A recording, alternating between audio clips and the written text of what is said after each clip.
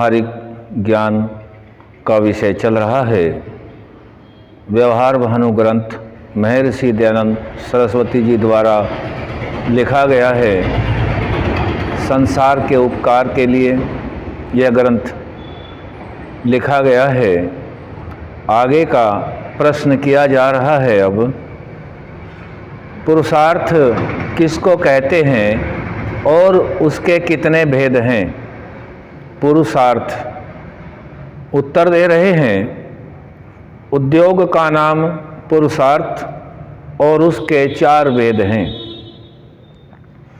एक अर्थात पहला, अप्राप्त की इच्छा, जो प्राप्त नहीं है और हमारे योग्य है, धर्मानुकूल है, उसको प्राप्त करने की इच्छा करना पुरुषार्थ का पहला भेद। दूसरा है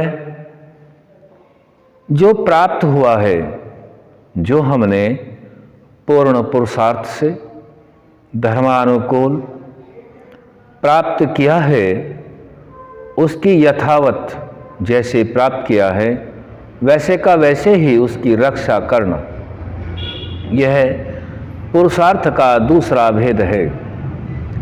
और पुरुषार्थ का तीसरा भेद है जो रक्षित है, जो हमने जिसकी रक्षा की है या जो प्राप्त किया है उसमें वृद्धि करें। ऐसा न हो पुरुषार्थ से धन आदि संचय कर लिया है और फिर शांत होकर के बैठ जाएं। ऐसा नहीं करना है, उसमें वृद्धि करनी है।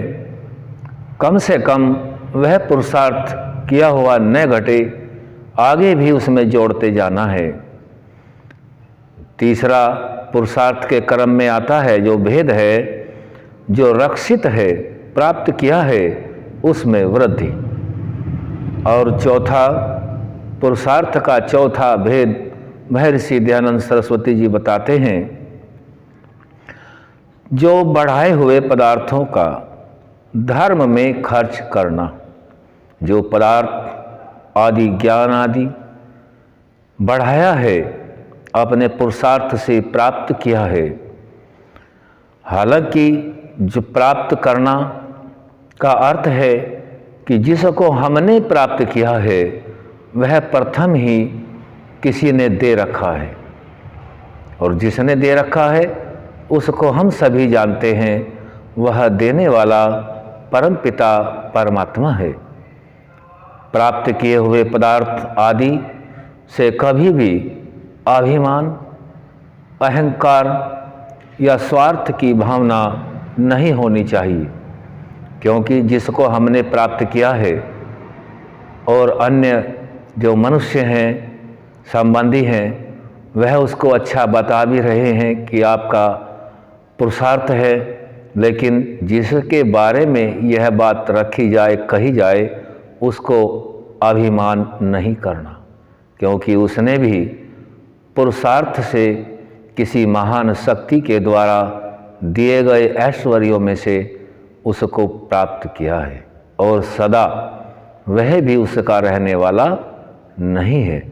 इसलिए अधिक वृद्धि होने पर धन आदि, बल आदि की कभी भी अभिमान नहीं करना चाहिए। अभिमानः श्रियं हन्ति।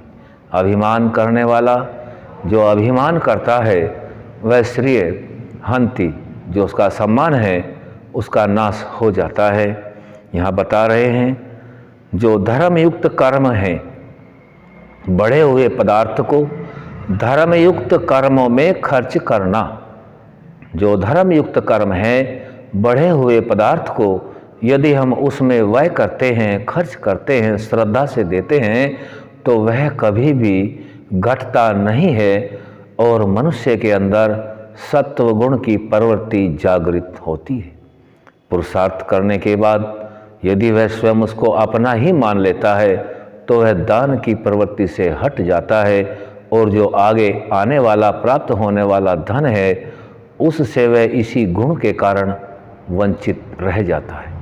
और यदि दान करता है और यह सब परमात्मा का है, उसी की कृपा से मुझे प्राप्त हुआ है, मैं इसको सही जगह केवल खर्च ही कर सकता हूँ, इतना ही मेरा कार्य है, तो वह परमात्मा उस गुण को बढ़ा करके उसके पास और धन अपार शक्ति में बढ़ा देता है।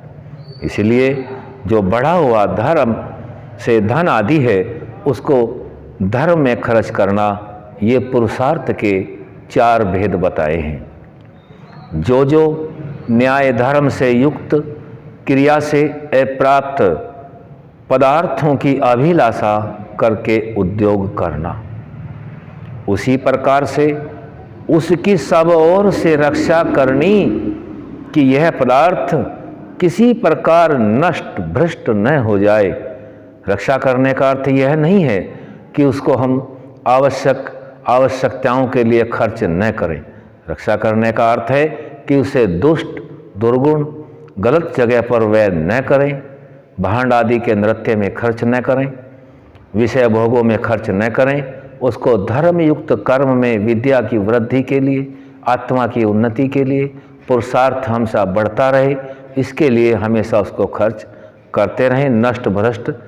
इसी के लिए स्वामी जी ने लिखा है, उसको अर्थात उसको धर्मयुक्त व्यवहार से बढ़ाते जाना। जो धर्मयुक्त व्यवहार है उसी से बढ़ाते जाना है और बढ़े हुए पदार्थ को उत्तम व्यवहारों में खर्च करना।